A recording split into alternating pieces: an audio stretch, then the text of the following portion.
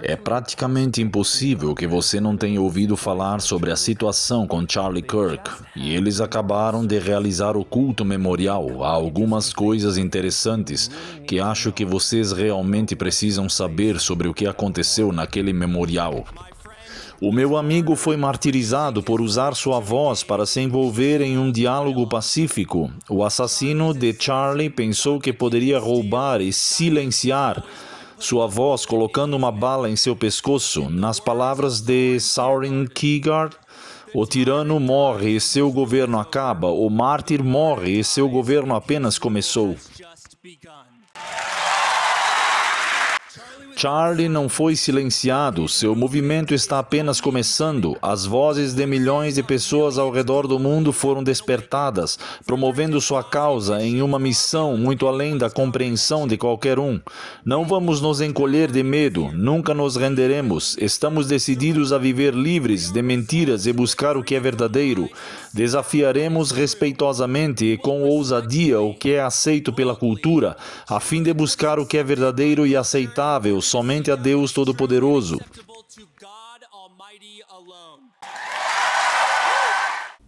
Agora, não é nisso que estamos focando, se você concorda ou não com Charlie Kirk em algumas de suas questões ideológicas. Nós não estamos focando nisso agora. O que vamos falar é que eles estão usando essa situação como plataforma para lançar uma agenda muito específica. E você precisa entender essa agenda. Essa agenda está conectando algo chamado Igreja e Estado. Como isso vai ficar? Eles não querem trazer Deus de volta ao povo. Não, é para trazer Deus para o Estado, para o governo e realmente fazer com que a Igreja e o Estado trabalhem juntos para fazer cumprir as leis. E veremos isso no próximo clipe. Em Romanos 13, o apóstolo Paulo fala sobre um governo piedoso instituído por nosso Senhor e Salvador. E o que ele escreve? O apóstolo Paulo descreve como Deus estabelece os governantes das nações. Na plateia agora estão os governantes da nossa terra. Aqui estão representados o Departamento de Estado, o Departamento de Guerra, o Departamento de Justiça e o chefe do Executivo. E o que o apóstolo Paulo diz em Romanos sobre uma liderança piedosa? Ele diz que os governantes empunham a espada para proteger os homens bons e aterrorizar os homens maus. Que possamos orar para que nossos governantes aqui, legitimamente instituídos e dotados de poder por nosso Deus, empunhem a espada para aterrorizar os homens maus em nossa nação, em memória de Charlie. Esta é uma declaração e tanto de que deveríamos causar terror às pessoas que definimos como más. Agora, o que eles estão definindo como mal, quero que você abra no livro do Apocalipse, Apocalipse capítulo 13, e vamos começar no versículo 11, e isso vai até o versículo 17, começa aqui. E vi outra besta subindo da terra, e ele tinha 2 chifres como um cordeiro, e ele falou como um dragão. Esta besta representa os Estados Unidos da América. O que é um cordeiro? É como Cristo, é como Jesus. Ele vai falar como Jesus, parecer cristão ou agir como cristão, mas falará como um dragão. Agora, o que ele vai fazer? Se continuarmos até o versículo 15, e ele terá poder para dar vida à imagem da besta. A imagem da besta falará e fará com que todos os que não adorarem a imagem da besta sejam mortos. Agora, para mim, isso parece muito com usar a espada e causar terror às pessoas que não concordarem. Mas com o que eles não concordam, eles não definiram todas as coisas. Agora, este é um sistema que se assemelha a Cristo, mas o que eles vão impor? Isso nos leva de volta ao versículo 17 e diz: e para que ninguém possa comprar ou vender, senão aquele que tiver a marca ou o nome da besta ou o número do seu nome. Então, isso está conectado com a marca da besta. Então, literalmente, eles vão reivindicar o cristianismo, mas ao mesmo tempo formarão uma imagem, a besta, uma imagem da besta, que é a primeira besta em Apocalipse capítulo 13, que é o papado, e eles vão impor a marca da besta. Agora, isso não é uma coisa boa, porque se lermos no próximo capítulo de Apocalipse, capítulo 14, versículo 9, e o terceiro anjo seguiu dizendo em alta voz: se alguém adorar a besta e a sua imagem e receber a sua marca, que a América imporá, em sua fronte e em sua mão, esse beberá do vinho da ira de Deus. E esse vinho da ira de Deus são as 7 últimas pragas. Agora, essa palavra, mal, é realmente especificada. Mal denota que há algum tipo de conversa espiritual que estamos tendo. Se você infringir a lei do país, você estará fora da lei. Você é um infrator da lei. Mas se você é mau, isso entra no âmbito moral. Isso se aplica a outros aspectos das coisas. E está reforçando a ideologia cristã defendida por um certo grupo ou classe de pessoas, não permitindo a liberdade de interpretar a Bíblia como você a entende, mas como ela denota e como ela denota se você é bom ou mau. E eles podem usar a espada para alterar você, dependendo se eles o definirem como maligno. Precisamos não apenas de um realinhamento político, mas também de um despertar espiritual. Nós fizemos e temos que trazer a religião de volta para a América, porque sem fronteiras, lei e ordem e religião, você realmente não tem mais um país. Queremos que a religião seja trazida de volta à América. Queremos trazer Deus de volta ao nosso lindo Estados Unidos, como nunca antes. Queremos Deus de volta. Trump está dizendo que vamos trazer Deus de volta ao país como nunca vimos antes. O que isso significa? Será que queremos apenas que as pessoas evangelizem e ensinem outras pessoas sobre Jesus? Não. Isso tem a ver com lei religiosa. Isso tem a ver com igreja e Estado. A combinação de ambos. Então, há leis conectadas à igreja e ao Estado, de modo que a igreja está influenciando o Estado. E, por sua vez, há um ciclo que se repete, e eles estão trabalhando juntos, de mãos dadas.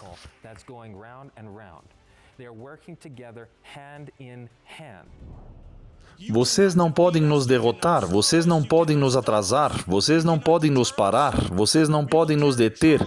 Levaremos Charlie e Erika em nossos corações todos os dias e lutaremos muito mais por tudo o que vocês fizeram conosco. Vocês não têm ideia do dragão que despertaram. Vocês não têm ideia de quão determinados estaremos para salvar esta civilização. Isso parece estranhamente familiar ao versículo que lemos anteriormente em Apocalipse capítulo 13, verso 11. E vi outra besta subindo da terra, e tinha 2 chifres semelhantes aos de um cordeiro, e falava como dragão. E aqui ele está dizendo que vocês despertaram um dragão. Essa é uma linguagem muito bíblica, assim como vemos no Vaticano. Eles têm a mulher com o cálice de ouro, com os nomes Babilônia e Mistério e todas essas coisas. Assim como em Apocalipse capítulo 17, estamos vendo-os usar a mesma formulação em Apocalipse capítulo 13, em conexão com essa imagem do estado da igreja, da estrutura da besta, que a Bíblia está prevendo que realmente aconteceria. Orem novamente, leiam a Bíblia novamente, vão à igreja no próximo domingo e no domingo seguinte e libertem-se das tentações e amarras deste mundo. Agora, acho isso incrivelmente fascinante porque, aparentemente, Charlie estava promovendo o sábado ou o descanso no sábado. E ela está promovendo ir à igreja no domingo e no domingo seguinte. E isso se encaixa perfeitamente nesse conceito que vemos na Bíblia chamado de marca da besta. E esse conceito é incrivelmente importante para as pessoas que vivem nos últimos dias e que querem estar preparadas para os eventos finais. A marca da besta não é uma coisa boa. Se você a tiver, receberá as pragas e do vinho da ira de Deus. Isso é algo muito ruim, mas a marca da besta é, na verdade, a imposição do domingo, a lei dominical. E o fato de que isso está aparecendo tão fortemente neste evento, esta pressão para que Deus retorne ao governo, esta igreja e Estado causando terror àqueles que não adoram a marca da besta e não guardam o domingo, indo à igreja no domingo. Precisamos ter certeza de que não seremos enganados por todas as coisas que estão acontecendo e não seremos levados por esse reavivamento. O mal pensou que haveria um funeral hoje. Deus criou um reavivamento aqui mesmo nesta casa agora. Levantar-se e dizer isso é o espírito de renascimento da vida de Charlie Kirk. E esse é o poder do martírio, porque Charlie é um mártir na verdadeira tradição cristã. Não vimos revolução, em vez disso vimos o que meu marido sempre rezou para ver neste país, vimos um reavivamento.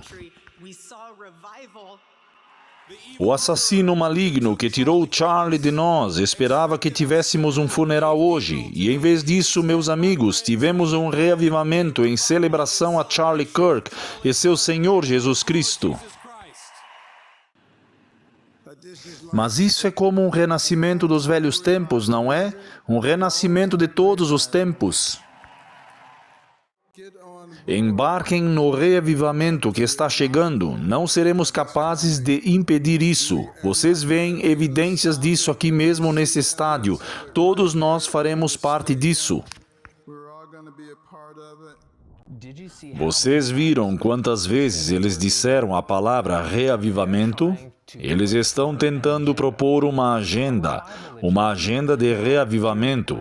Agora, aqui está a questão. Este é um verdadeiro reavivamento baseado na verdade e na Bíblia, ou é falso reavivamento sobre o qual Ellen White fala no livro O Grande Conflito, página 464? Antes da visitação final do julgamento de Deus sobre a terra, haverá entre o povo do Senhor um reavivamento da piedade primitiva, como não foi testemunhado desde os tempos apostólicos. O Espírito e o poder de Deus serão derramados sobre seus filhos. Naquele tempo, muitos se separarão das igrejas, nas quais o amor deste mundo suplantou o amor a Deus e a sua palavra. Muitos ministros e pessoas aceitarão de bom grado essas grandes verdades que Deus fez com que fossem proclamadas neste momento para preparar um povo para a segunda vinda do Senhor. O inimigo das almas deseja impedir esse trabalho antes que chegue o momento para tal movimento. Ele tentará impedir isso introduzindo uma falsificação nas igrejas que ele consegue colocar sob seu poder enganoso. Ele fará parecer que a bênção especial de Deus está sendo derramada.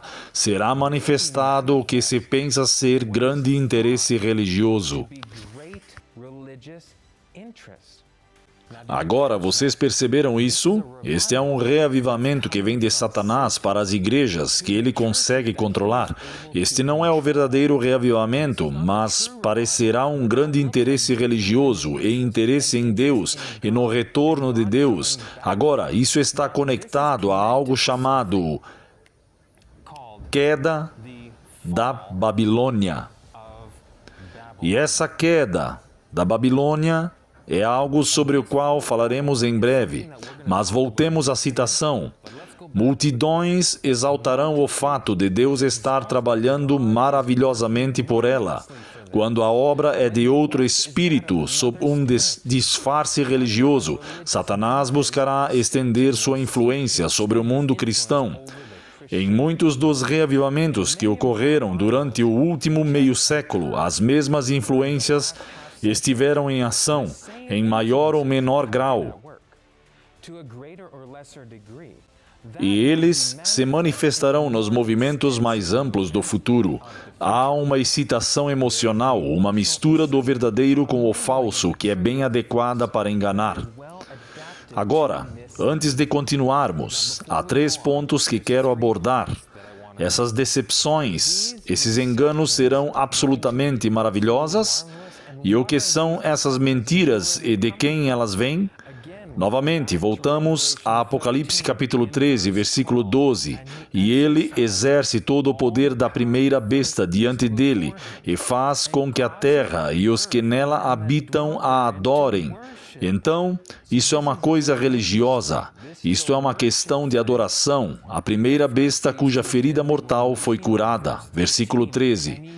E opera grandes prodígios, sinais e toda sorte de coisas incríveis, de maneira que até fogo faz descer do céu à terra à vista dos homens, e engana os que habitam na terra com sinais que lhe foi permitido que fizessem em presença da besta, dizendo aos que habitam na terra que fizessem uma imagem à besta, que receberá a ferida de espada.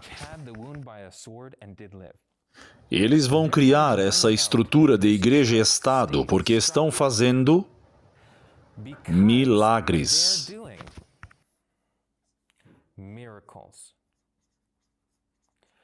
Haverá trabalhos incríveis, haverá coisas acontecendo que parecerão que o Espírito de Deus está descendo. Agora, a Bíblia nos diz que será um reavivamento universal, do qual todos farão parte, ou sugere que haverá um pequeno remanescente, do povo de Deus, esse pequeno grupo que está disposto a morrer em vez de abrir mão da verdade. Agora, se você guarda o sábado e amanhã eles disserem, vamos impor uma lei dominical, isso te enganaria? Mas e se não fosse assim? E se eles tivessem chegado de um jeito diferente?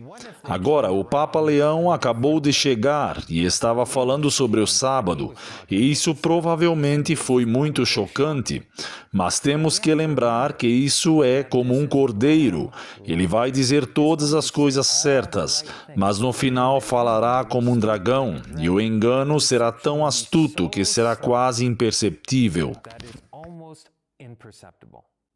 Mas ninguém precisa ser enganado. À luz da palavra de Deus, não é difícil determinar a natureza desses movimentos, onde quer que os homens negligenciem o testemunho da Bíblia, afastando-se daquelas verdades simples e desafiadoras da alma, que exigem abnegação e renúncia ao mundo, podem ter certeza de que a bênção de Deus não será concedida. E pela regra que o próprio Cristo deu, pelos seus frutos os conhecereis, é evidente que esses movimentos não são obra do Espírito de Deus. Agora, vamos dar um passo adiante. Eles estavam falando sobre domingo. O Papa Leão estava falando sobre o sábado. Charlie Kirk estava falando sobre o sábado. E de alguma forma tudo está se misturando no processo. Se alguém guarda o sábado, isso significa que receberá o selo de Deus? Nem todos os que professam guardar o sábado serão selados. Há muitos mesmo entre aqueles que ensinam a verdade aos outros, que não receberão o selo de Deus em suas testas.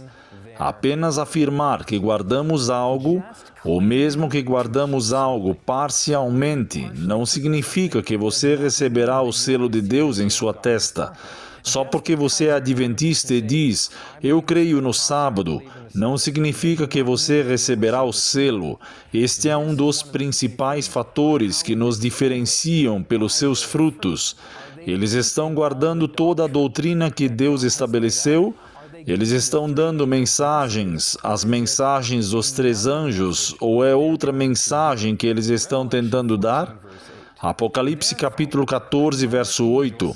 E seguiu outro anjo dizendo, Caiu Babilônia, aquela grande cidade que a todas as nações deu a beber do vinho da ira da sua prostituição. Agora, se você ainda não sabe quem é essa Babilônia que caiu, você precisa entender isso.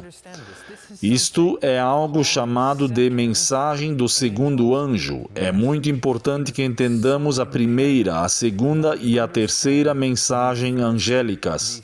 Se não entendermos o que são essas 3 mensagens, quando forem dadas, como foram dadas e a quem foram dadas, então como vamos dar essas mensagens? A mensagem deste segundo anjo identifica quem é esta parte da Babilônia, porque não é o papado, não é o paganismo, é outra coisa. Disse que Babilônia é a mãe das prostitutas, mas suas filhas devem ser simbolizadas, igrejas que se apegam às suas doutrinas e tradições e seguem seu exemplo de sacrificar a verdade e a aprovação de Deus para formar uma aliança ilegal com o mundo. A mensagem de Apocalipse 14 anuncia que a queda da Babilônia deve ser aplicada a entidades religiosas que antes eram puras e se corromperam. Como esta mensagem segue o aviso do julgamento, ela deve ser dada nos últimos dias. Portanto, não pode se referir à Igreja Romana, pois essa igreja está em estado decadente há muitos séculos. Além disso, no capítulo 18 do Apocalipse, em uma mensagem que ainda é futura, o povo de Deus é chamado a sair da Babilônia. De acordo com esta escritura, muitos do povo de Deus ainda devem estar na Babilônia. E em quais entidades religiosas a maior parte dos seguidores de Cristo pode ser encontrada agora? Sem dúvida, nas diversas igrejas que professam a fé protestante. 1843 foi quando as igrejas protestantes na América se tornaram parte da Babilônia. E quando vemos esses reavivamentos acontecendo nessas igrejas protestantes, isso é um reavivamento do povo remanescente de Deus ou um reavivamento da Babilônia? Eles seguem todos os pontos e doutrinas especificados na Bíblia. Diz que o povo de Deus guarda os mandamentos de Deus e o testemunho de Jesus, que é o espírito de profecia, todos os 10 mandamentos, não apenas 9 deles. Agora, vamos para Jeremias 51, verso 9. Gostaríamos de ter curado a Babilônia, mas ela não foi curada. Abandonai-a e vamos cada um para sua terra, porque o seu juízo chega até os céus e se eleva até as nuvens. Deus queria curar a Babilônia, mas ela não queria a cura. A Bíblia em Apocalipse capítulo 18 diz: "Saiam da Babilônia, povo meu", não reavivamentos dentro da Babilônia. Há uma grande diferença se estamos procurando um reavivamento na Babilônia. Que tipo de reavivamento é esse? Um renascimento babilônico. Se virmos pessoas saindo da Babilônia e confessando a verdade, os mandamentos e o espírito de profecia, esse é o reavivamento que deveríamos estar buscando, mas não será um grande número. Agora, como isso se conecta à imagem da besta, que é a igreja e o Estado? E o que exatamente nos é dito ser o sinal de que a imagem da besta foi formada? O Grande Conflito, página 443, parágrafo 2. Para que os Estados Unidos formem uma imagem da besta, o poder religioso deve controlar o governo civil de tal forma que a autoridade do Estado também seja empregada pela Igreja para atingir seus próprios fins. Então, para que a Igreja dite ao Estado o que ele quer como leis, e é exatamente isso que vemos em Apocalipse capítulo 13, se vocês não tomarem a marca da besta e forem considerados maus, nós os condenaremos ao terror, também conhecido como não comprar e não vender. Agora, esse é um ponto muito importante, mas quero ler mais uma citação. Espírito de Profecia, volume 4, página 277, parágrafo 2. Quando as igrejas de nossa terra se unirem em pontos de fé que têm em comum, influenciarão o Estado a impor seus decretos e sustentar suas instituições, então a América protestante terá formado uma imagem da hierarquia romana. Charlie criou algo muito especial, é chamado de Turning Point USA, e sob a liderança e o amor de Erica, ele se tornará maior, melhor e mais forte do que nunca. Esta é uma organização externa ao governo, sustentada pelo governo e que promove ideologias e ideias cristãs.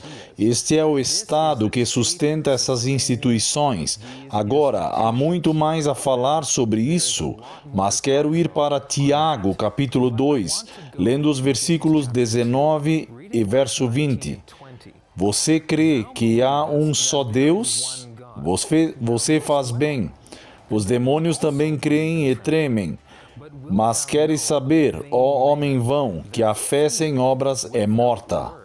Agora, Tiago está nos dizendo que não basta professar que você conhece a Deus ou saber quem Deus é, mas que sua fé deve estar conectada às suas obras, que suas obras devem provar sua fé.